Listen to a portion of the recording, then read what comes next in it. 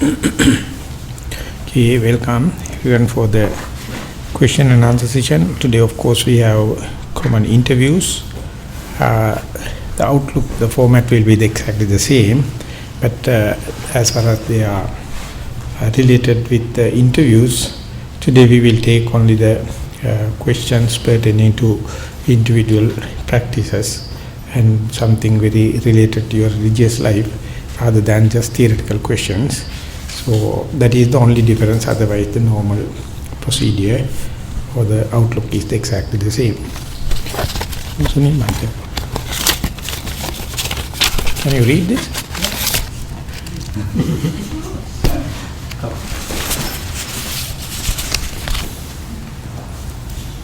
Please.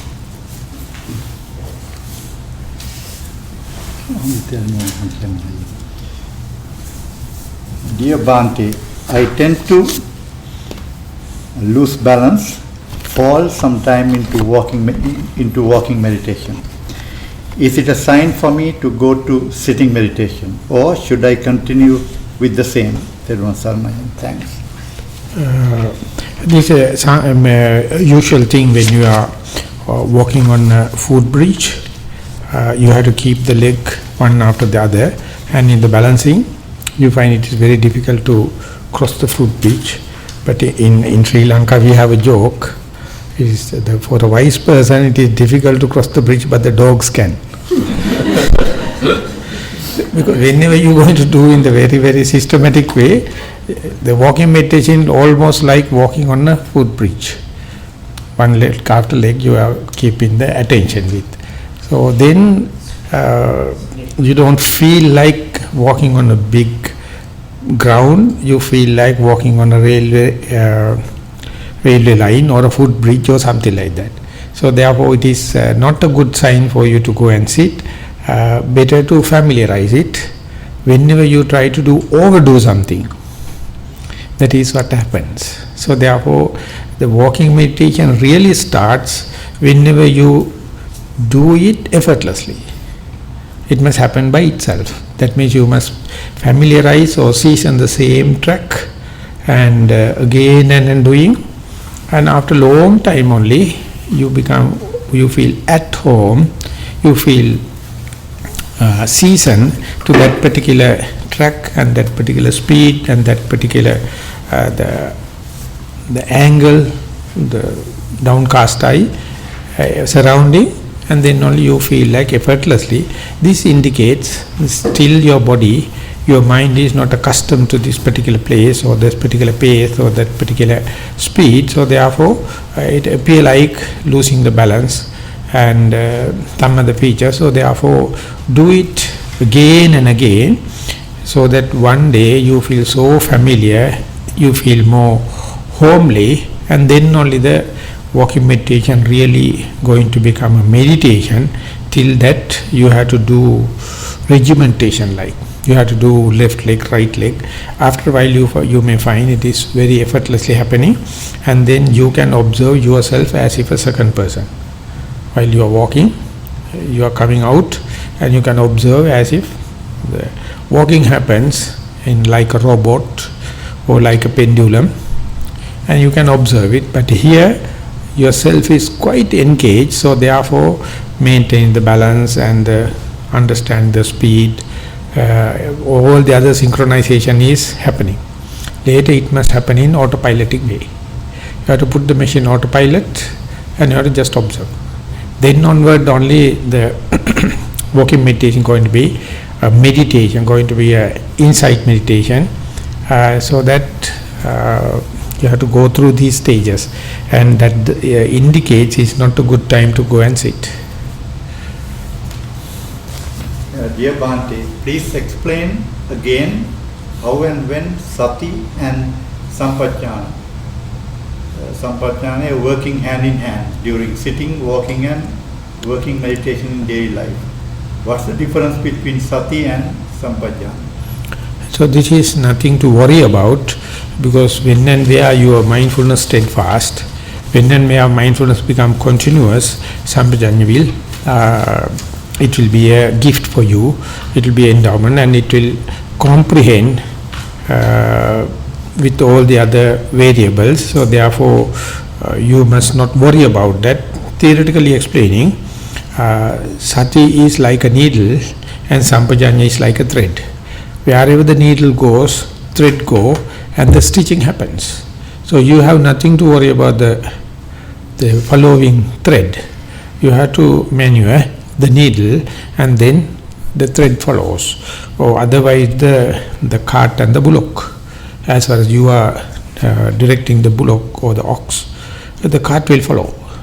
Of course, the cart is the one carrying the valuable things, but the cart is naturally following after the bullock or the ox. So therefore, this is sati is being translated as mindfulness. Sampajanya is as clear comprehension. So when and where mindfulness feels homely, when and where mindfulness is established, when and where mindfulness becomes naturally happen without effort, then sampajanya comes. For an example, country like in Sri Lanka, we had a civil war and a severe situation. Till the war finished, economic development never takes place. Once the war finished, when the other social status fixed, economic development is natural. Of course, you must have kind of an innovative and cordial idea towards the economic development. The opposite, whatever the economic plan, whatever the formula are going to do, while the country is in trouble, in a war, never economy takes place.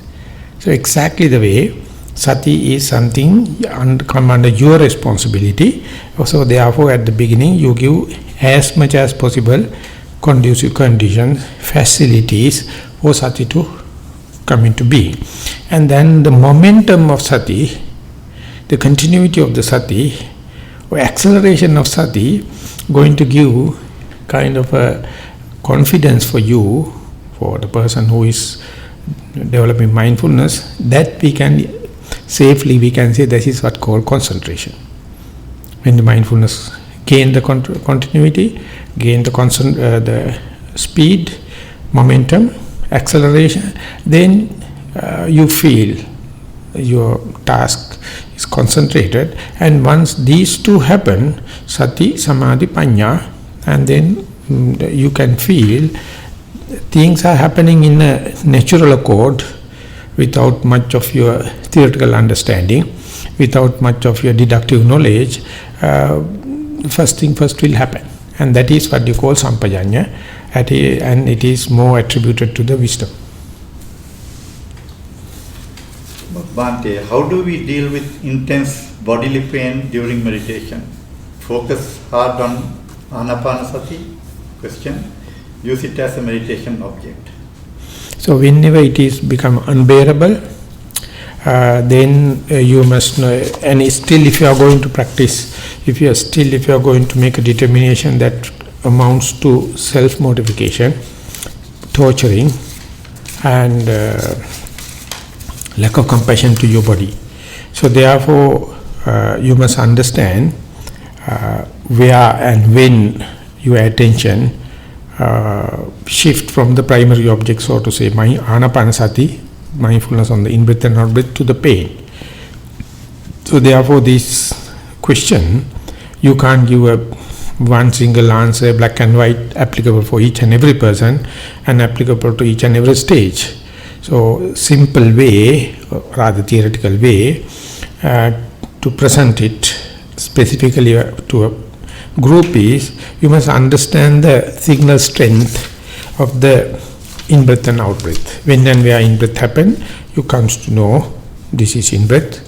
When and where out-breath comes to know this is out-breath. So you keep attention.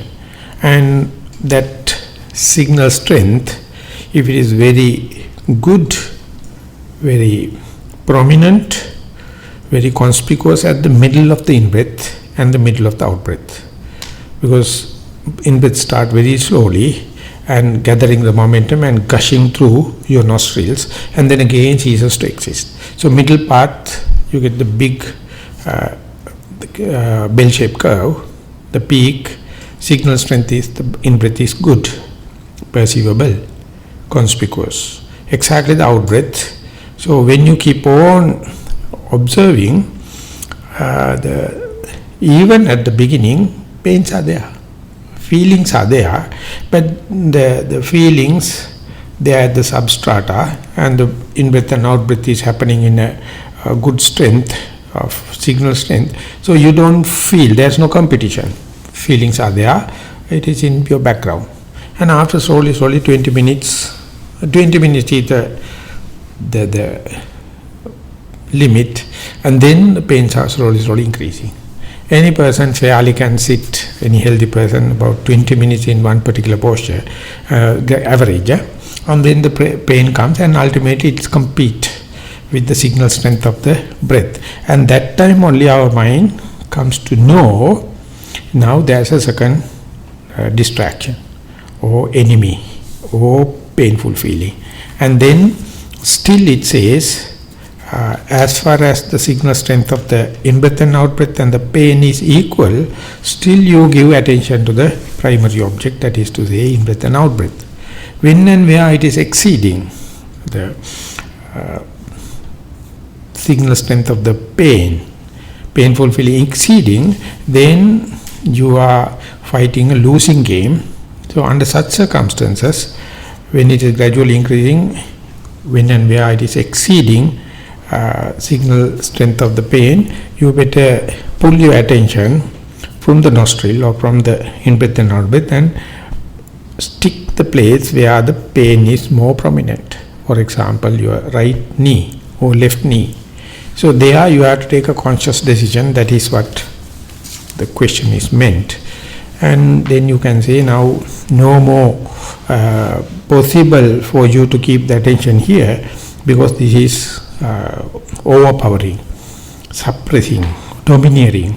So you go there, and then exactly like when the in-breath happens, you note in-breath. When the out-breath happens, you put out-breath. Likewise, when you observe the breath, when the heating, piercing, twisting, burning, moving, one single point or area, all that kind of characteristics of the pain must be observed. So in order to observe the pain, that is painful feeling, you must not have any kind of antagonistic feelings towards the pain.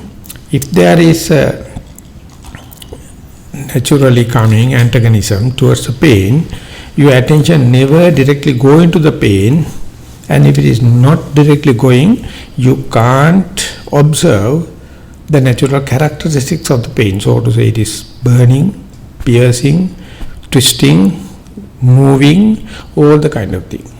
So whenever you draw your attention from the nostrils, which represent the primary object, and goes to the pain, your meditation goes from materiality to mentality. The observing the material object is single-fold, because there is no undermining tendency to hate it or to desire. But the painful feeling naturally comes with the hatred, antagonism. Consider it as enemy. So therefore you are shooting, you are adverting to the pain is always disturbed because of this undermining tendency. So therefore you have your attention, your mindfulness, your vigilance might be double-fold. One thing to observe the natural characteristics of the pain, and also to see your hatred. So see your antagonistic feeling, enmitic feeling to the pain. Then it is very hilarious, very colorful, very advantageous, and you feel like going, because now you see double-fold kind of game there. Painful feeling at the superficial layer, and the undermining, there's a natural hatred. It is coming out of our natural selection in our evolution. So therefore, whenever you see, you can understand your mindfulness must be very skillful.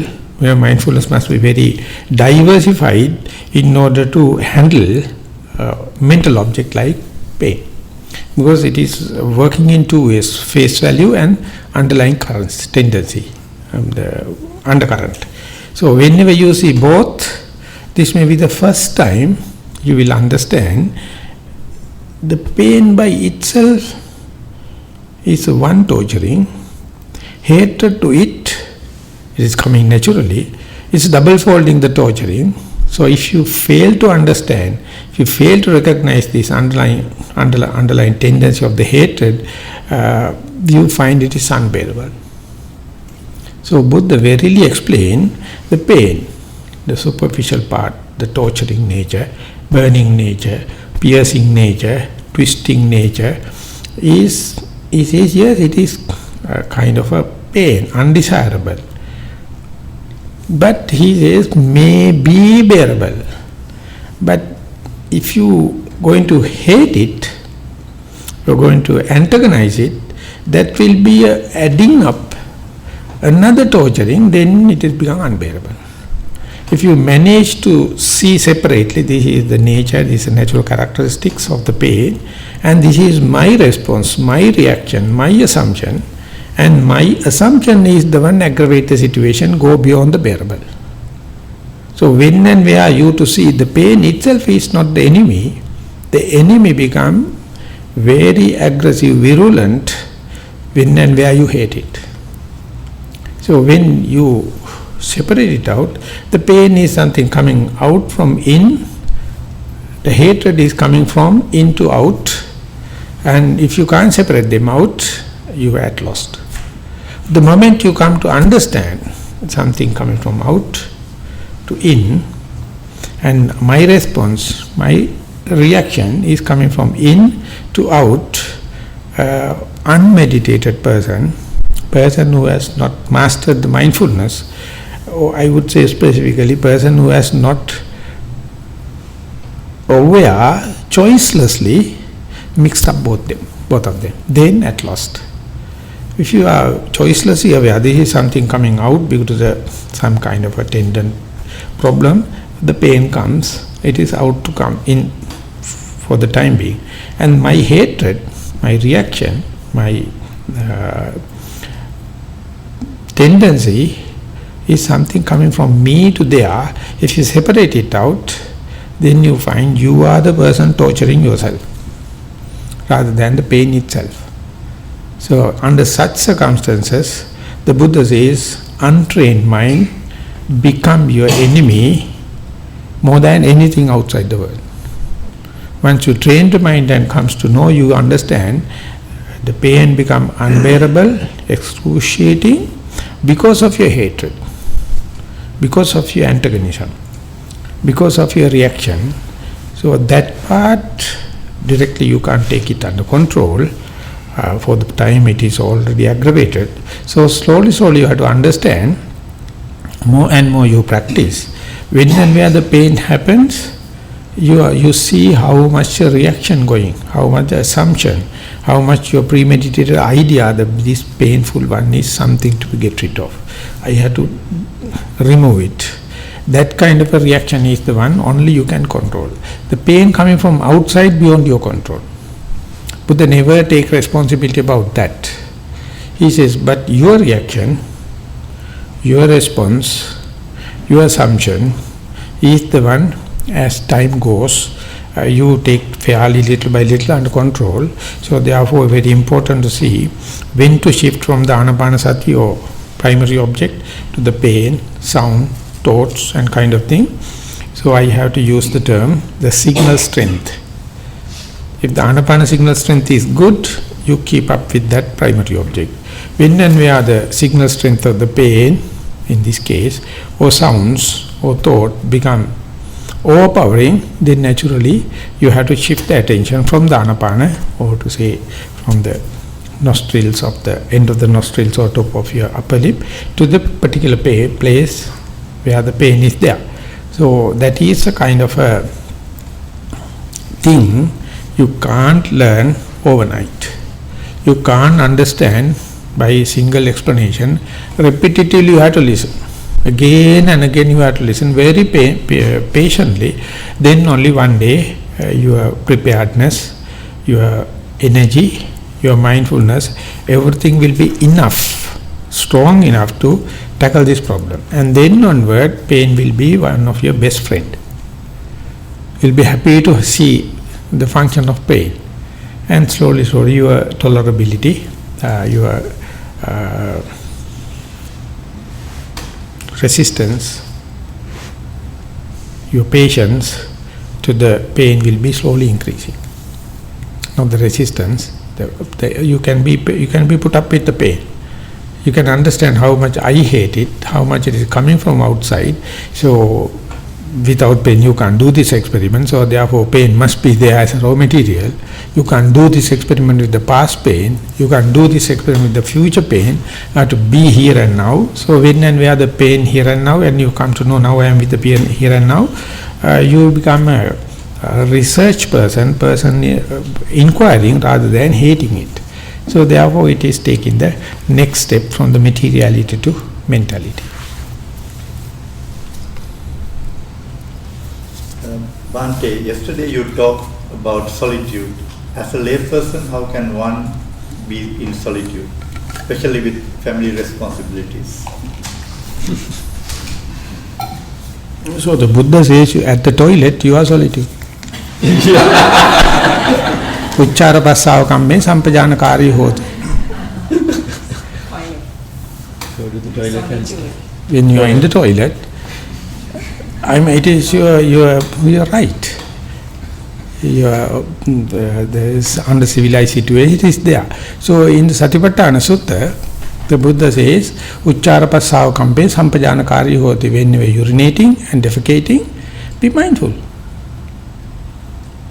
So usually people go to India and go to the shrine room for the mindfulness, but the Buddha says go to the toilet.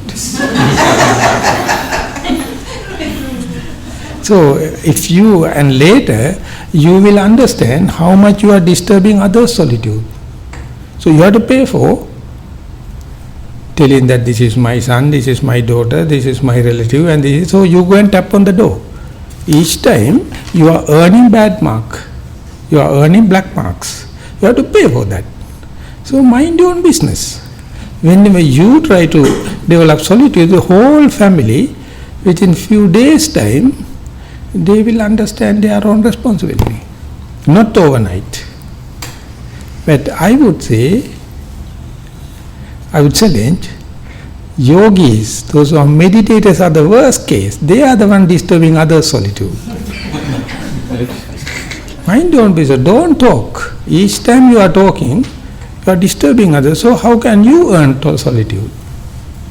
Even if you have any necessity, I understand, can I put up with that necessity without talking to another person? Without demanding? Without complaining? That is solitude, second grade solitude. That means mental solitude. First we are talking about the physical solitude, and ultimately that becomes an art.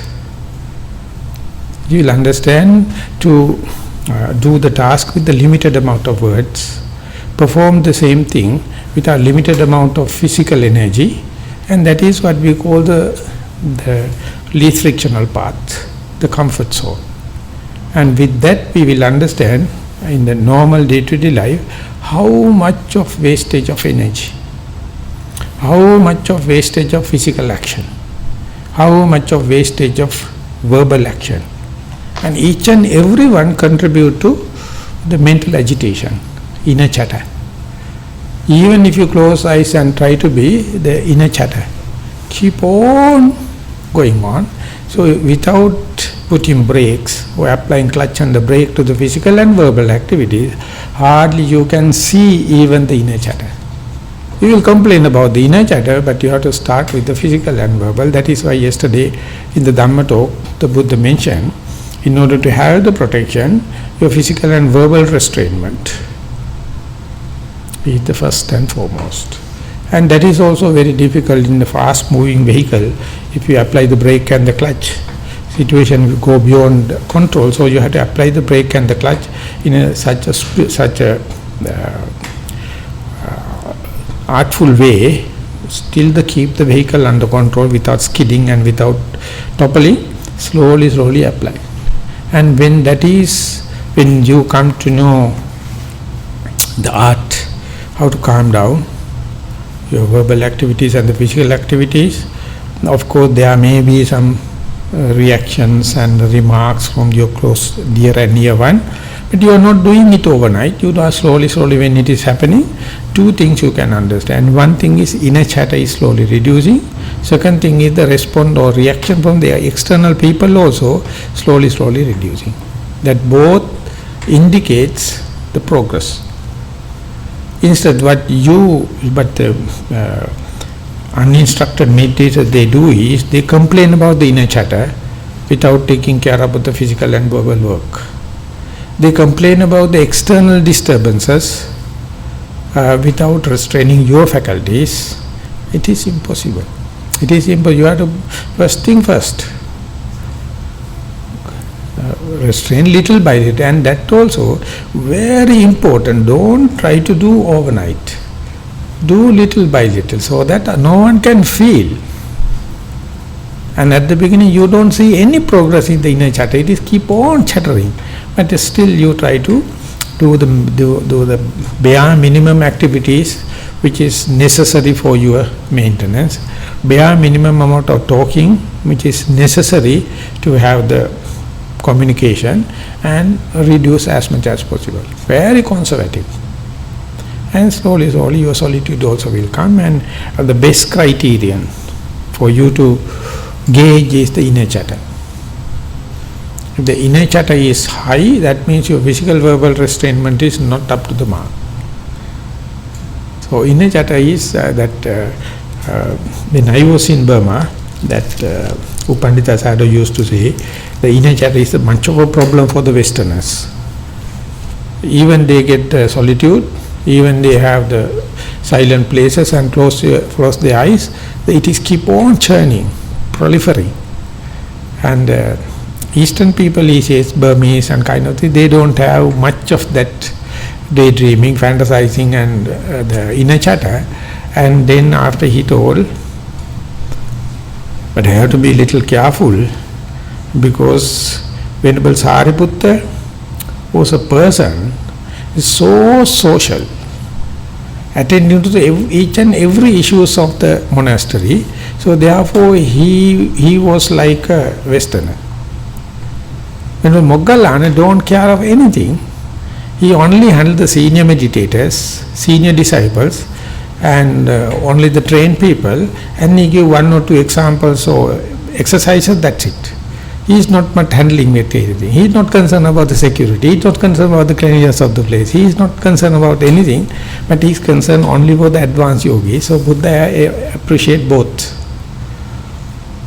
So we can't say Western is bad, or East is good, or East is bad, West is good, but in both the places you have kind of this weakness. So therefore solitude is not limited to the physical solitude or the distance, your mind, how much it is ready to calm down when the atmosphere is given. But if it is untrained mind, even the atmosphere is already there, the inner chatter, the proliferation, churning going to take place. It is not in any deeper sense of individual mistakes. It is just the momentum. That is what we were doing. That was our norm. You can't stop it. But only thing you can do is have a long-term plan, calm down physical and verbal deeds, and expect this inner chatter to reduce, but don't try to worry or regret or disappointed.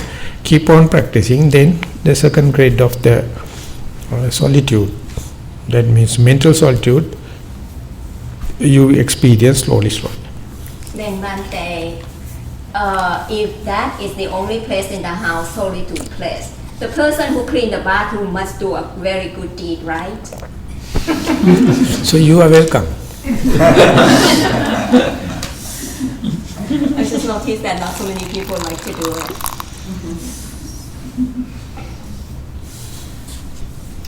Dear Bhante, I am beginning to see more and more clearly the burden that I face due to heaviness / solidity and burning inside and outside due to fire. I also begin to realize more that I contributed to create this body. Also I notice when I am mindful, my mental pain, khandha of mental pain reduces, especially when I have no story or short story. I can extrapolate how the enlightened one's awakeness would penetrate khandha or even create no khandha except for momentary physical pain, and do not have to deal with the mental pain to the extent that they are enlightened. Please comment and guide on this observation. So you can have two viewpoints. One viewpoint is this untrained mind, the normal citizen, and looking at the developed mind, enlightened mind. Or the other side is the enlightened mind looking at the day-to-day citizen John's mind. And that is upward looking and downward looking. To put up everything, there was one Catholic father, I think, he has written, at the beginning of our spiritual journey, we are just sentient beings, full of mistakes, and we consider we are below average, and always think we are with so much of mistakes and kind of thing. So we are very happy to have a glimpse of spirituality, the mindfulness. 1 moment of mindfulness, 1 minute of mindfulness, 1 second of mindfulness, and little bit of concentration, and little bit of wisdom. And that is very hilarious. It is called Satori, quick enlightenment. But when you go up and up, your mind is calm, and once in a way you do human mistakes. Once in a way you become unmindful, and you are so happy to see I am a human. That's the difference. That's the changing from one end to the other. So at the beginning we are so chasing behind the spiritual experiences, because it is comparatively very less, very little. But to keep on practicing with the true friends, and with the instructions, and with the preparedness, striving, definitely, slowly you will go towards spiritual experiences. The moment it becomes majority, still you do mistakes. Still unmindfulness happens. So you laugh at it, telling, okay, that indicates I am a human. Earlier all the mistakes was double mistakes, and the little bit of positivity appear like a double positive. But when you go up there, all the mistakes you do, in Sinhala we call huratale. I don't know how to put into English. Cute. Huh? Cute. Yeah, you feel that how cute I am. Because I do mistakes, I can communicate with him because he also do the mistake. I am not no upmanship. I am not a superior being. I am not superhuman. I am not the great man, a normal person, because we both do the mistakes. And that is the only point we can communicate. That's why the Buddha says, even though you all are going to put me on the top of pedestals, I am just a human being. I am not heavenly. I am not Brahma. I am not Gandharva. I am a human. We all Buddhist traditional people never consider Buddha as human. We say it's 18 feet higher, always with aura, going on air and walk on water. Nonsense. He was a human. But he don't accuse himself for the mistake. He says it's a cause and effect relationship. But the unmeditated Putujjana always find fault with and brooding upon the mistakes, entertaining doubts to the morning to evening, self-accusation. Each and every mistake they hug. They claim, this is me, this is mine, this is myself. That is their property. All the mistakes. So the Buddha never comments upon that, because that is your ignorance. You see ego, you see a soul, you see something, a core inside, to take the responsibility to say this is me, this is mine, this is self. Buddha says there is no such thing. Mistakes are due to cause and effect relationship. See it as and when it happens. As far as you are living, life means a friction. Life means aberration, heat, sound. How can you live without mistakes? That is theoretical maximum madness. Never. Life itself is a mistake. But you understand this thing caused me to cause this to happen. So I am a witness. I can take a distance, and this is what it happens. But you are not promoting it. You reason it out. This is a cause and effect relationship. I am a neutral observer, distance observer to what is happening, and vigilantly, diligently I observe. But main thing is not to worry. But in the Putujana or the commoner, their basic human rights is to worry. Find a reason to be worried. Even to something happen in another country. Even something happen in another place.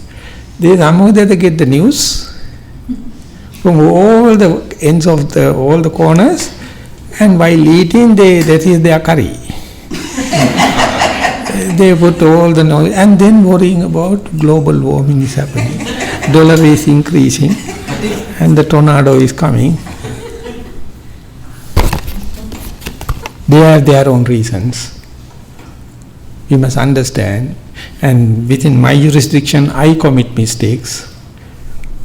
Whatever the tightening of your belt, you can't do away with all the mistakes. Never. So only thing is sympathizing. Only thing is sympathizing. Sympathizing on the grounds, main thing is not to worry. Be prepared the next moment is 100% fresh. If you are going to take the worries from this moment to the next moment, you are the only sole authority. Bring that muck, infestation to the next moment, and next moment also definitely infested. But you know the art of not to worry, next moment you are ready, fresh. For each and every person, it is no male and female, no learned Buddhist or unlearned, no correct view and the wrong view. Each and every moment is fresh. So therefore, our human right, we protect our human right. Our main human right is to maximum worries as much as possible within a day.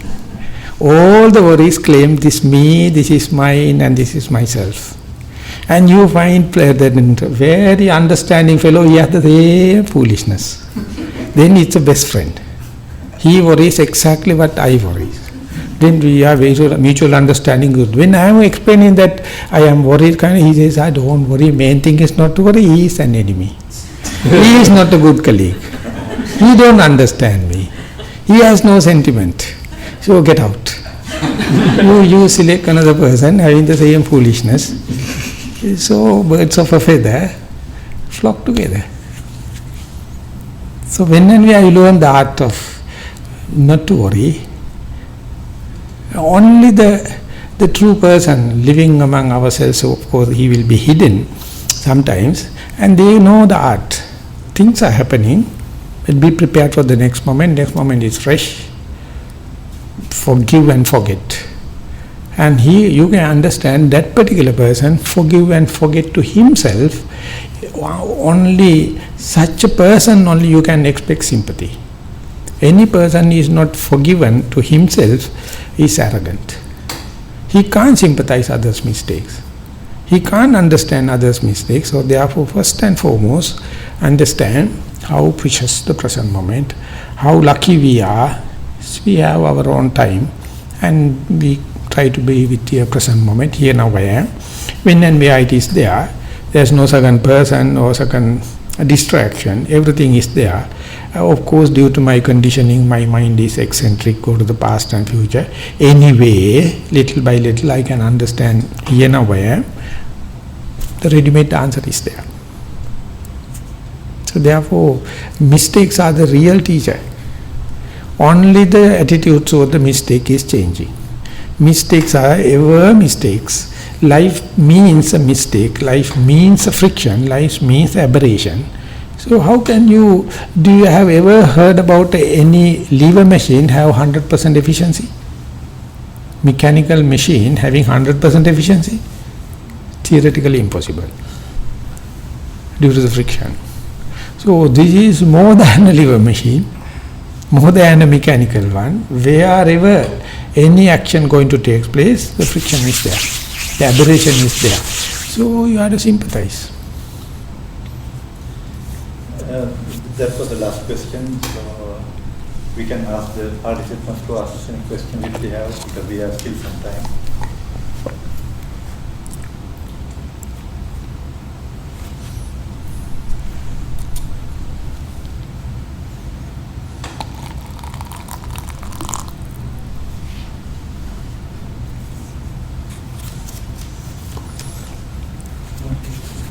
Yes, please.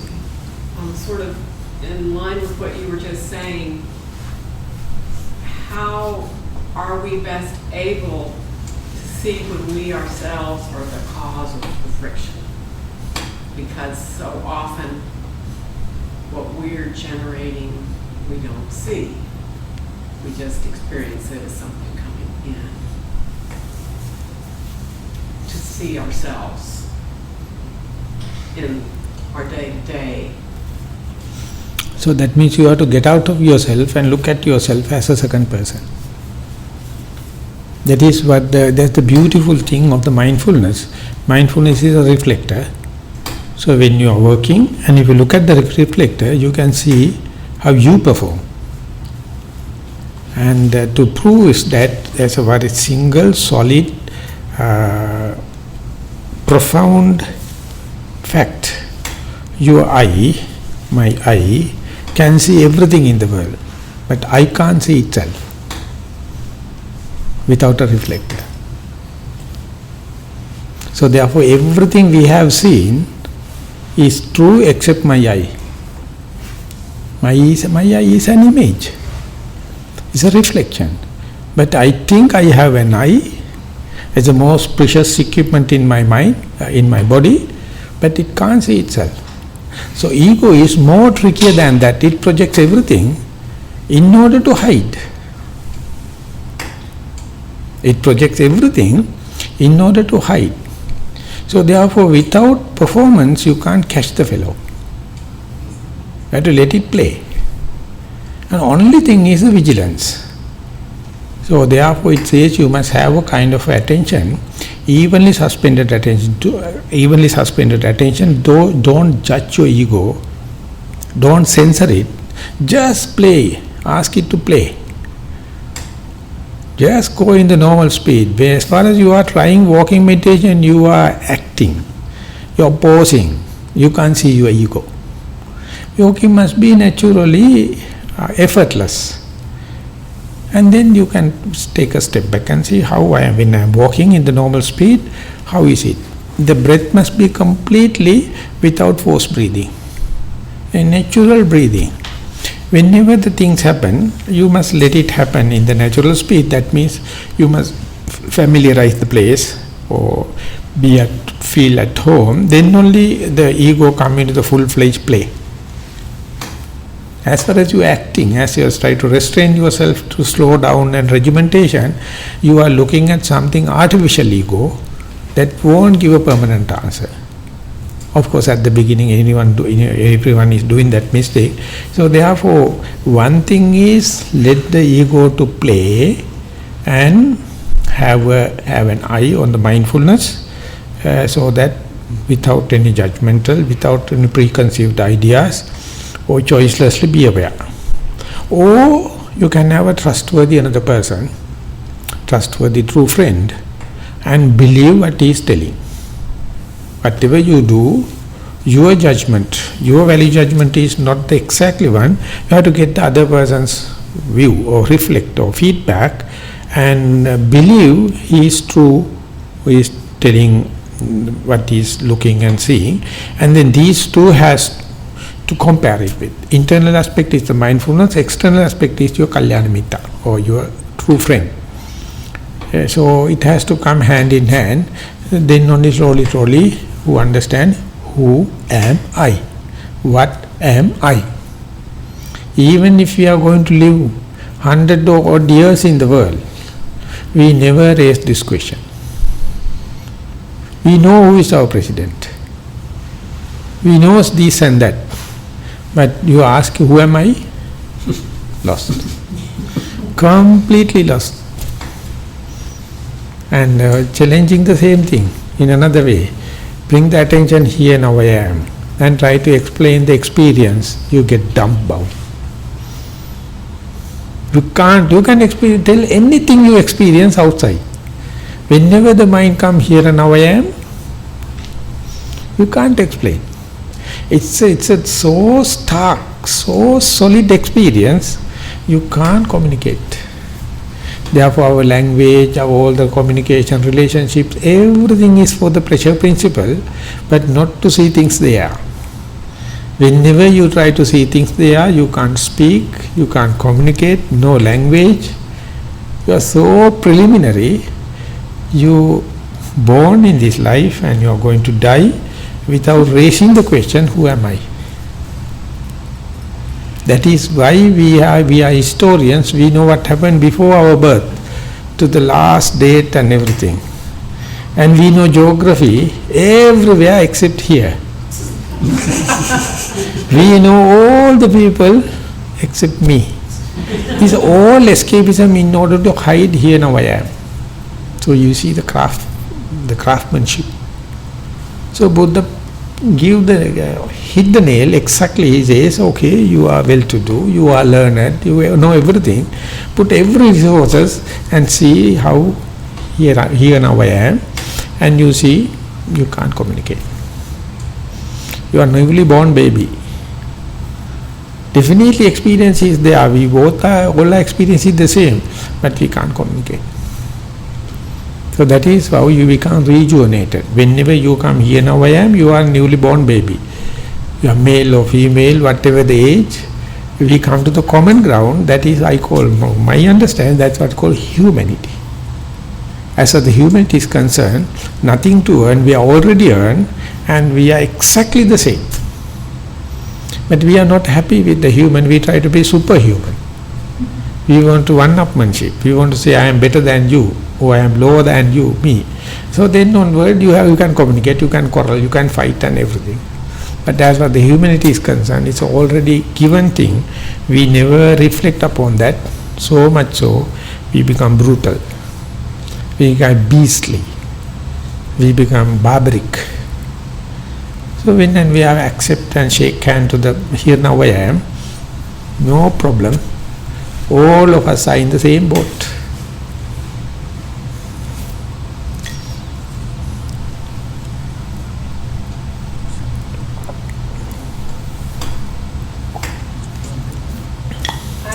About when I breathe in, I can feel that it's colder than when I breathe out, and when I breathe in, it's longer than my out breath. It doesn't. It almost sometimes though it seems like a readout on a machine. It's out there. You know, I need to bring it in and feel it inside, right? Yeah, the Buddha mentioned in the as far as the breath as an object, meditation object, it has 11 facets. It can appear in 11 phases. And first, with respect to the time, past, future and the present. Second thing is in and out. Sometimes you feel here exactly at the end of the epidermis, you feel the coldness and warmth. Sometimes you feel it, but it is outside. You pull it back. Sometimes far away, sometimes go inside to the brain like. Change the touching point is moving inside to outside. Sometimes it is gross, sometimes it is subtle. Sometimes it is desirable, sometimes it is undesirable. If you are going to do breath meditation with preconceived ideas, definitely you will happy when it is in, when it is rough, when it is desirable, when it is near. Definitely you reject what is out, what is far away, what is subtle and what is undesirable. But the Buddha says both of them are equally valuable in order to have the balanced idea, balanced understanding. So therefore preconceived idea always say good and bad, desirable and undesirable. Therefore some experience we have phobia, we have rejection, we have negative. Unless otherwise you express yourself, No one can correct you. Because you are holding into that whenever I feel it here, it is good, it's outside, it is bad, something to rejected, I am wrong, I am mistake, and all the kind of things. So that you will never become welcome to that idea. But the Buddha says, unless otherwise you have the equal value for that, or give the same value, you will never advance. So 11 facets, not only the breath, all the other aspects he attributed. Therefore, if someone to claim that I know Anapana, I know in-breath and out-breath, that means you have seen all the facets, all the 11 facets, then only you are qualified to say I know that object. So this is related to the dimension course, in and out.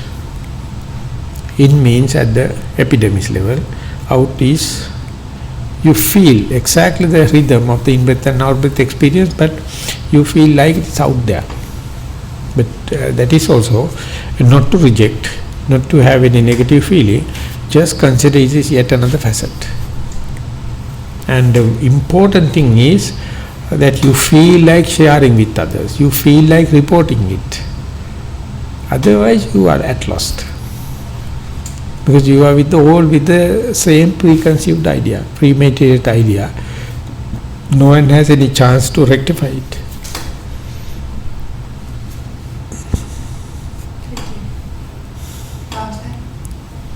I get to the end of the out breath and I feel like there's an abyss or nothing, and that's the place where my mind just goes off. I can't be there. So when compared to the middle of the breath, what do you feel that your ability to see the end is a gain, achievement, or appreciable thing, or it is something, a mistake, or it's an accident, it is the wrong thing? It just feels like nothing. No, I am asking you evaluation. Okay. You can see the middle of the breath very gross, very gushing, and see. And now you can report, not only that, there's another phase, it is ceases to exist, reducing and tapering off. And going to tapering off, you consider as a mistake, or something wrong, or something unauspicious, or it's as your ability or your skill. It feels very stressful, very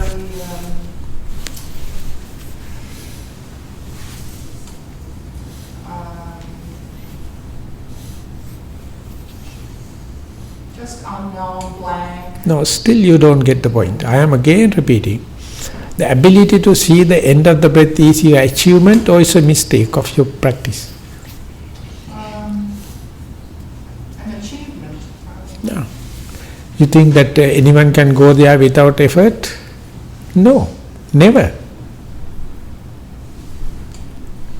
So it's a kind of a systematic approach. Then only you can see the beginning and the cessation of an event. In the world, we only see the middle. Everyone talk and claim everything when and where we see the middle of the phenomena. But the Buddha says each and every phenomena has a beginning at the end. Our mind is blind to that. Our mind jumps from the middle to the middle. That is what the desire, that is what is doing, it hiding the beginning and the end. And the beginning and the end is completely different from the middle. So therefore, whenever you are commenting, whenever you are evaluating, whenever you are presenting, unless otherwise you are a meditator, you are talking about on the middle of the phenomena. So you can communicate with others. Whenever you go to the beginning or end, even you can't communicate with yourself. Even you get lost. Whenever you are going to communicate, someone he says, he has gone nut, finished. Something psychological upset. So that is why whenever you see the cessation, the ending, the tapering part, you find it's a completely new thing to be explored, go into and search into, and you have to have so much of vigilance and precise aiming and diligent effort in order to go there. Even if you go there, the uncertainty, there's a kind of a tension, there's a kind of a frustration is there. That is why our mind naturally avoid it. Jump from what is prominent to the prominent. So that means you are always superficial, floating, just wobbling, never go in. So you can't blame the citizen John why it is jumping from the prominent to prominent. And so therefore Buddha says, don't find fault with the people, those who are non-meditators. They have their own rationality, but if you wish to know things they are, you must understand you are talking and you are claiming only the middle part, and as far as you are highlighting the middle, you are avoiding the beginning and the end. So when and where you are going to give the equal attention to the beginning and the middle and the end, your very entertainment of that object is becoming nullified. You can't entertain object. Object become a raw material now. So you start this game only with maybe the breath, maybe the rising and falling, maybe the left leg and the right leg. Ultimately you can't do away, but see this thing in seeing, hearing, smelling, touching, everywhere this is applicable. And that is what we call the diversification of the mindfulness. So for the moment you are specializing on the in-breath and out-breath, and you know more and more, of course with your effort, with your adverting of your mind, precise aiming and diligent effort, you can go there. Whenever you go there, you feel kind of uncomfortability, unstable, kind of a frustration. So mind often jump back to the gross thing. So ultimately, if you do not get your thing clarified, if you don't get the correct perspective, natural mind is never always back to the gross area and avoid it. But the Buddha says, you went into that point due to your precise aiming and diligent effort, that is because of your achievement. And when and where you go there, the desire which is cling you to the samsara is no more. It is undesirable. It is with tension.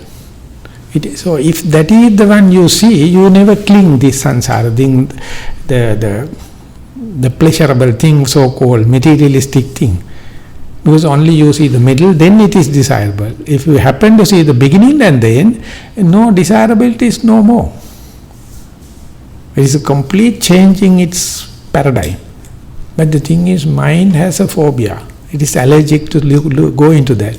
That is why the Buddha says you must have faith, you must have theoretical understanding, you must have preparedness, you must have enormous amount of mistakes. Never otherwise. No one can go into it directly. Because our mind is so conditioned to see only the middle, only the gross, only the peak, only the extremes of the pendulum. Never rest in the middle. So therefore slowly you are going there. Don't expect everything to be a red rose, bed of red roses. You have to understand, when you go there, instead of the desirability, now the boredom sets in, the monotony sets in, uncertainty, fearfulness, everything coming. Unless otherwise your spiritual faculties are coming in par with and be ready for this new challenge. So more and more you try to be with the end of the breath, you must have so much of faith. Faith is so much reinforcing, galvanizing. And your effort to go again and again, even though it is desirable, that effort is called endeavorance. You have to endeavor, you have to strive. And the mindfulness is becoming so sharp, it's like an edge of a sharp knife. Otherwise it becomes blunt. And that is what is called concentration. And that wisdom you will understand. If you see things as they are, it is not desirable. If you only see the middle made up, make up and all the kind, then only it is desirable if you are wobbling on the middle. That is what you call advertisement. The whole world is nothing but an advertisement. It is only showing the glaring part of the middle. So much so it is suppressing the beginning and the end. Once you learn the art, once you learn the vicious nature, whenever someone is going to show you the middle part or the advertising or this thing, your mind is religious enough to see the beginning and the end is not so desirable. That is why we are camouflaging the middle or pharmaceutical industry. No, how do you call makeup and cosmetics, advertisements. Each and everyone is highlighting that is to attachment, but it is suppressing the beginning and the end. But when you're mindful, you find all the things. Remove the veil and you can see. Even though someone is trying to show off, facelift, upliftment, you see the beginning and the end. Now you can't, no way, no release. You are caught up now. More and more the mindfulness you become, whatever someone is going to show, you are not stopping at what is they are going to show, you can see behind. There's a very nice thing in Sri Lanka. Have you seen a peacock? When the peacock is dancing, its backside becomes so ugly. Because it takes all the kind of thing, feathers, take and start dancing, and ultimately backside is so exposed and ugly. So any person who knows the art, he is not only looking from the front side, he go to peep inside, but the peacock is not happy. It's always where you go, it is turning. But you will never be happy till that you see the backside. Never. Once you know the game. So that is what the mere dirty advertisements. It is so lowly. That's the place we are running. So just see through. It is called just see through, pierce through, and see whatever someone is highlighting, that means he or she is hiding something. If you present in the natural way, no hiding, no highlighting, that means you can feel no side effects, no after effects. Anything highlighted, that means something stopped, prevented. So whenever you do meditation and be mindful, you have the choiceless awareness, not that you are avoiding what is highlighted, you can see through it. Good. Okay.